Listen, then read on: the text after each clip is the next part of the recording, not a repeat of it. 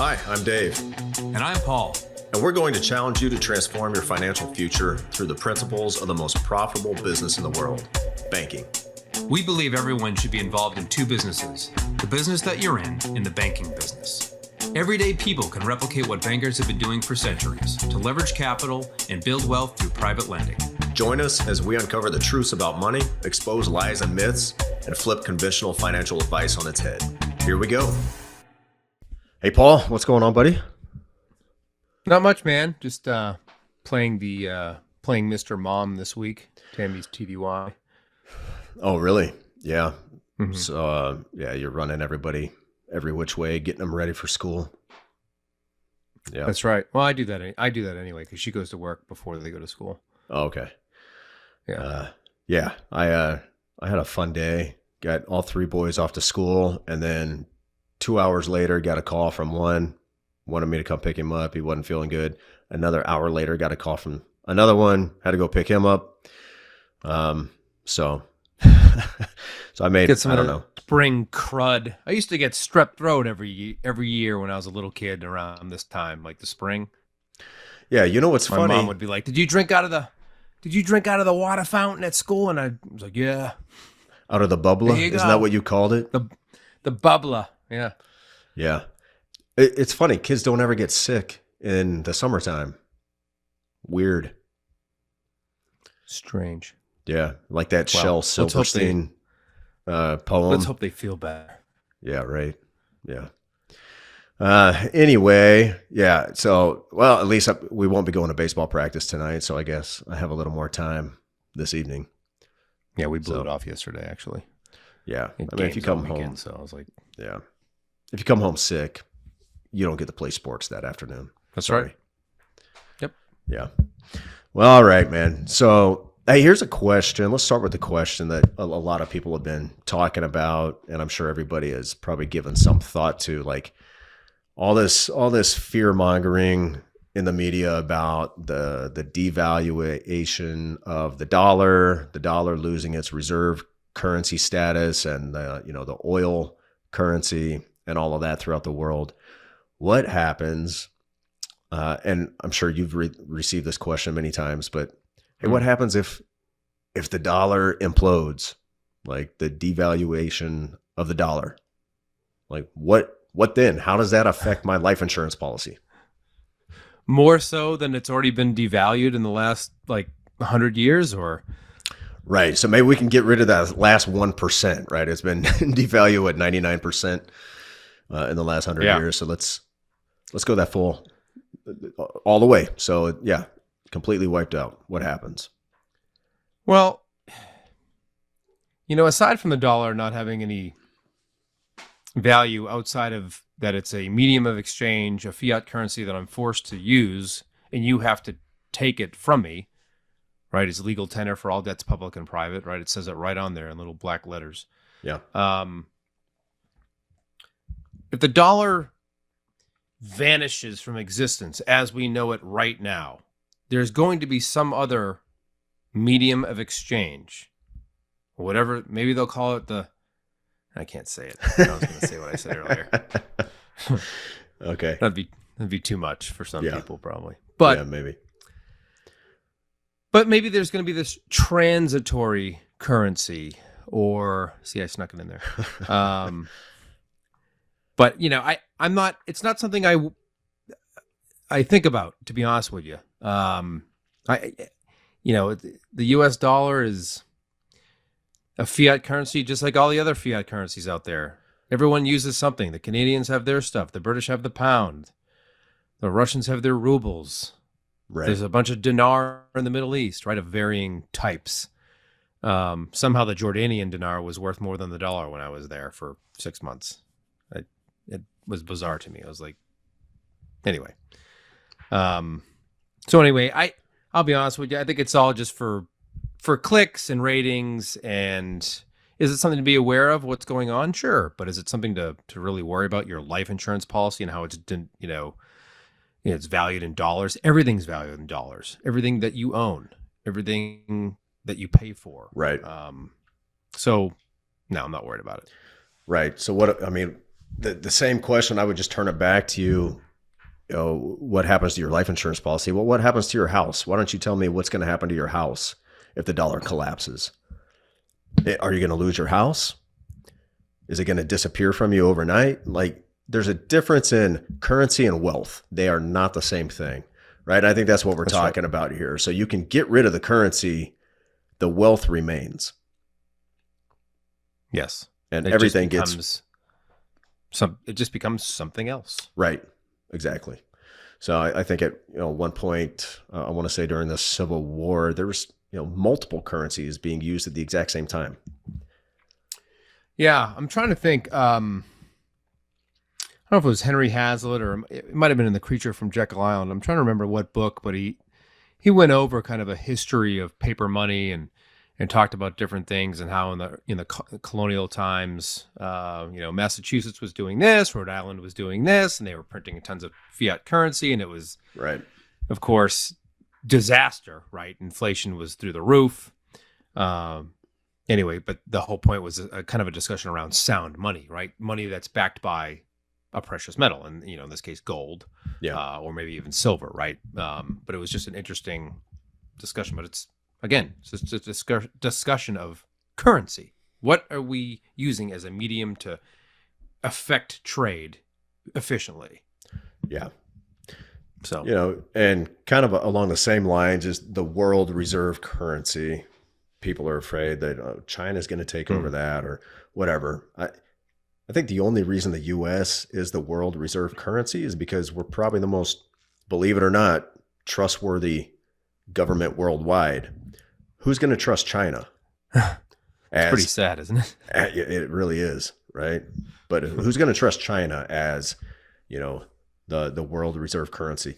Who runs the world? It's the big bankers. Do they really want things to change up like that? They make a lot of money on the currency exchange. That's right. When everything's bought in the dollar.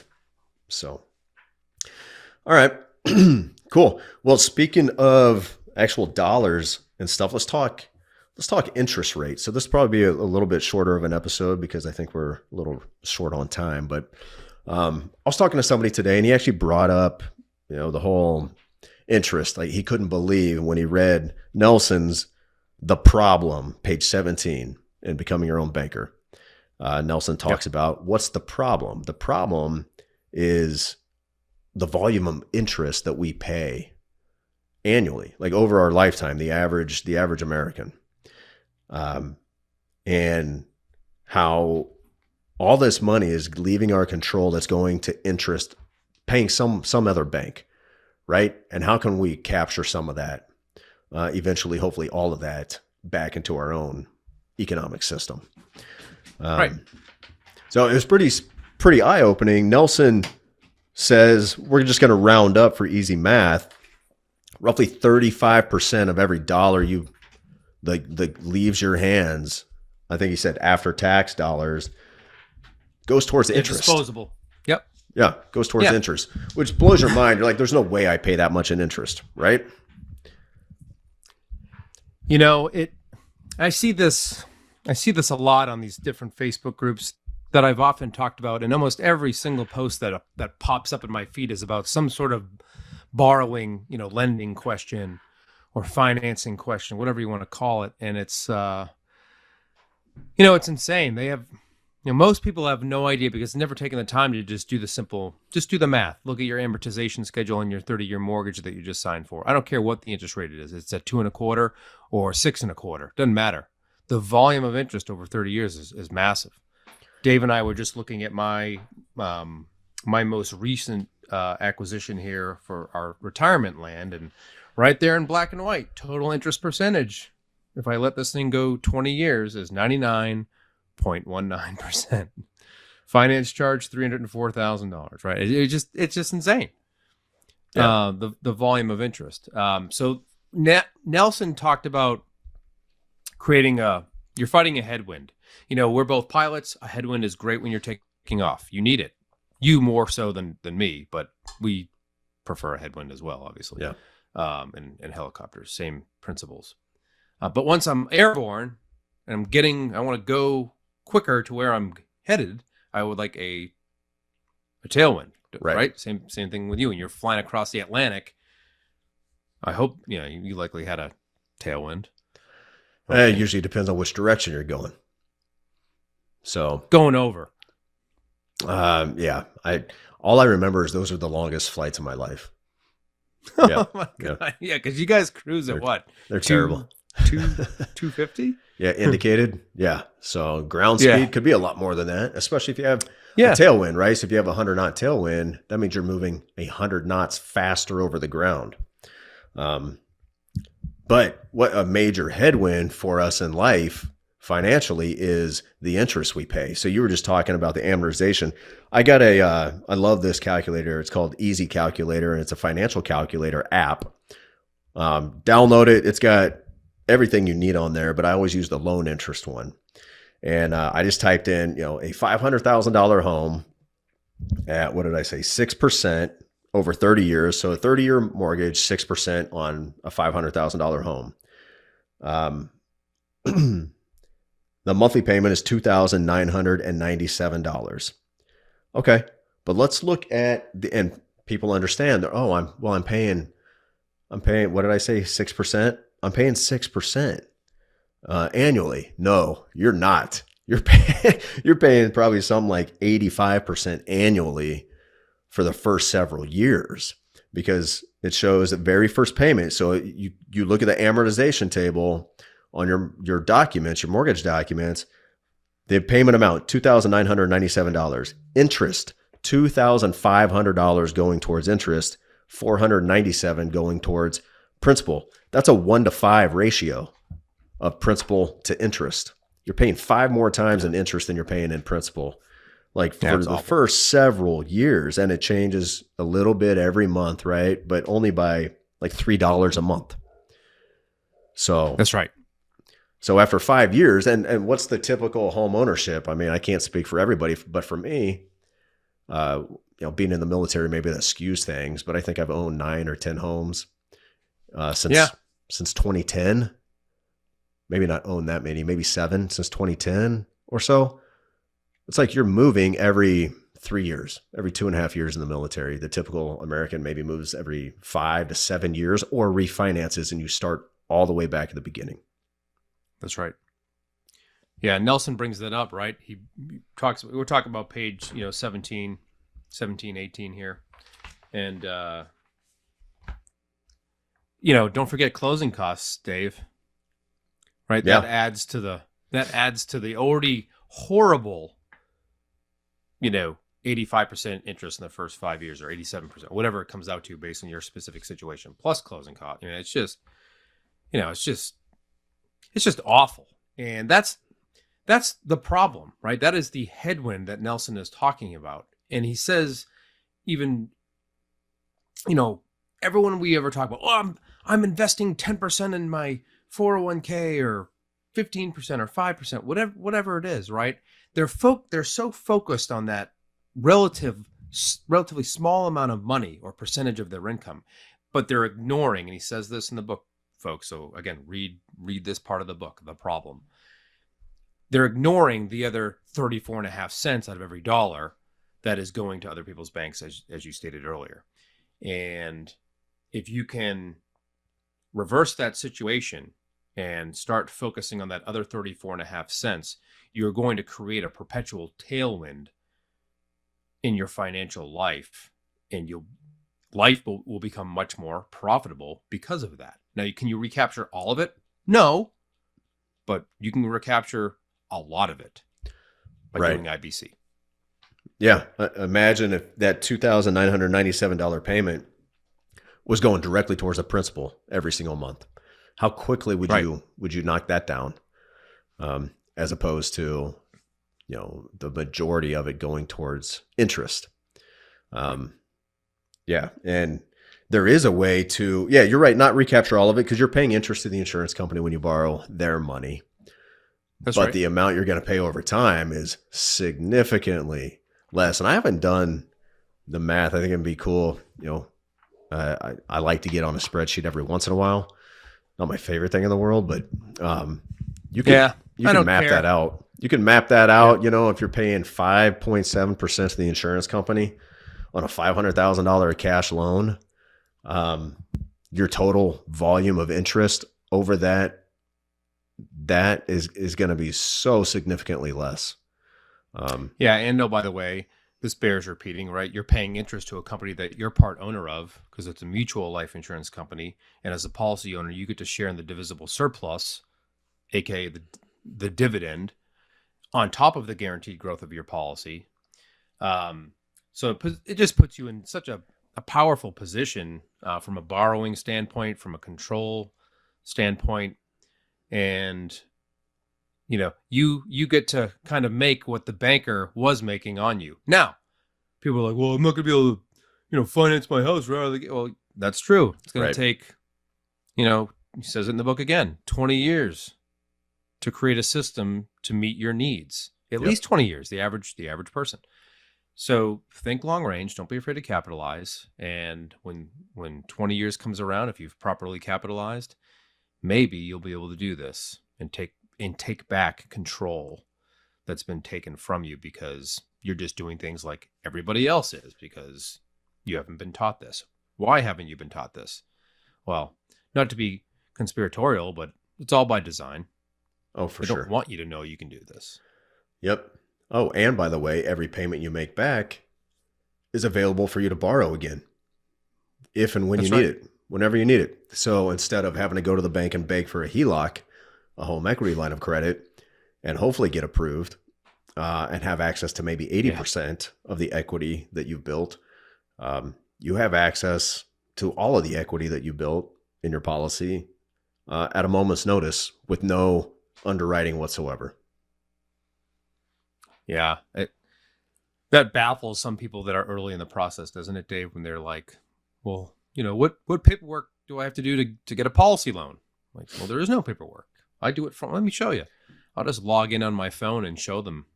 I can do it in, 48 seconds and request whatever equity is available, right? So it's super easy.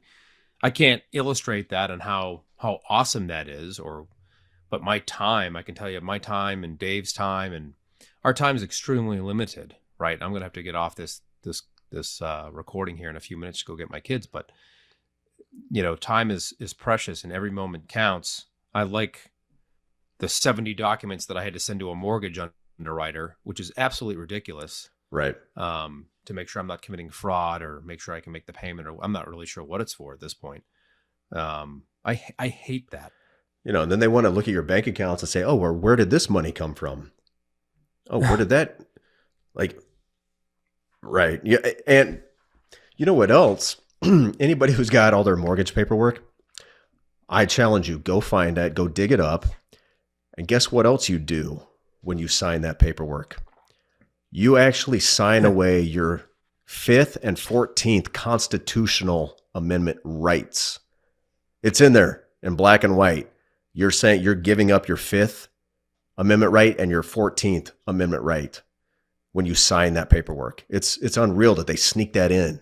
And I never knew that, and just till a couple of weeks ago, somebody pointed that out to me, and I went and looked at some paperwork I had, and I was like, well, I'll be darned. It's right there in black and white. I signed away my 5th and 14th constitutional amendment rights. What's the 5th? I plead the 5th. 5th. Yeah, so you can't self-incriminate. I can't. Right. It gives you the ability to not self-incriminate. So you sign that away. Interesting. I'm getting into a lot of different, the paths that we're going down, and that stuff comes to light. Like the 5th and the 14th are very important. Yes.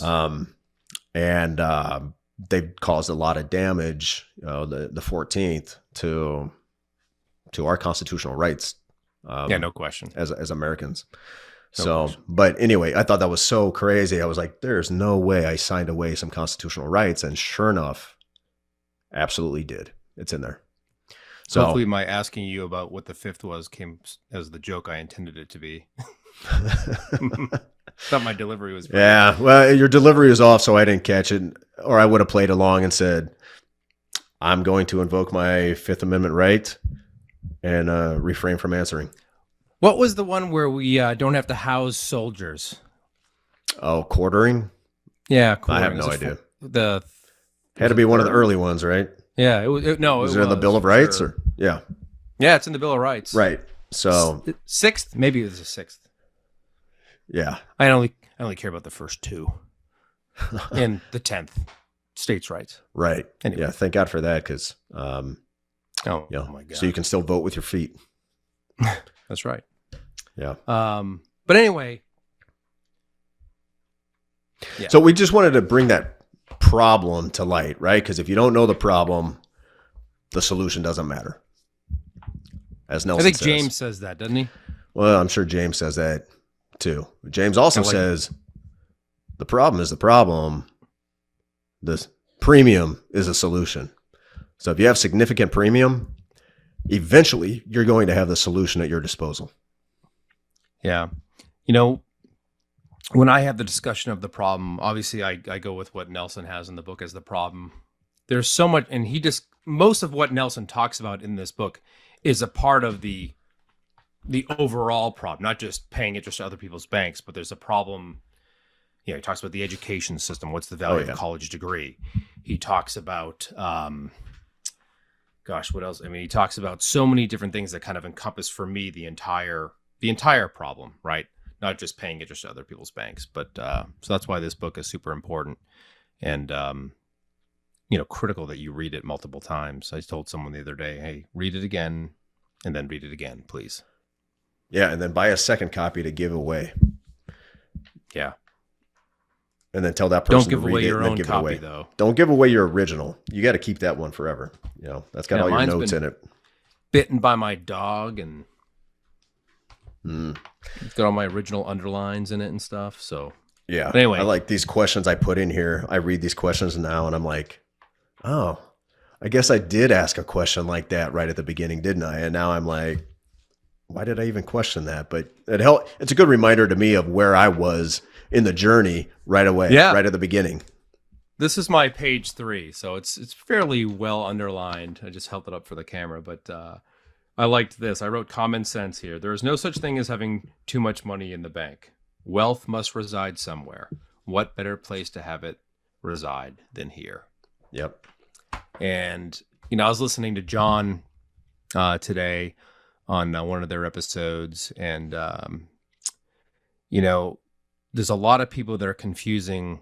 They confuse IBC. They want to show me the numbers and what's the internal rate of return and, the same stuff that we hear all the time, right? And it's like, that stuff's mildly interesting. It's not unimportant, but you're missing all this material. You're missing the point. And he tells you, like, this is not an investment. It's not about rates of return. Go back and read that again. So, but again, the problem is the problem. The premium's the solution. And the goal should be, folks, as you expand and make more money and become more productive and more independent of the banks, is to pay more and more premium, not less. So find yourself an IBC practitioner, authorized Nelson Nash Institute practitioner, and figure out what your system is going to look like. Yeah, and if you've just got one policy you got 5 years ago and you think, oh, I'm doing IBC now, circumstances have changed. If you're not keeping up with them, you're probably not really doing IBC like you should. If you're making a lot more money than you were 5 years ago, hopefully that's the case. It's time to reevaluate your system. So do some expansion. Absolutely. All right, man. Well, I'll let you get off and get the kids. So, hey, until next time, control your capital. Or somebody else will. Hey, thanks for listening, everybody. If you'd like to have a conversation with us to see how you can become your own banker, or if you have any questions or topics you'd like us to tackle on a future episode, please send us an email to davidandpaul@theibcguys.com. And subscribe and leave us a review if you're on Apple. Follow and leave us a 5-star review if you're on Spotify. And please share this with your friends. We'll see you next week.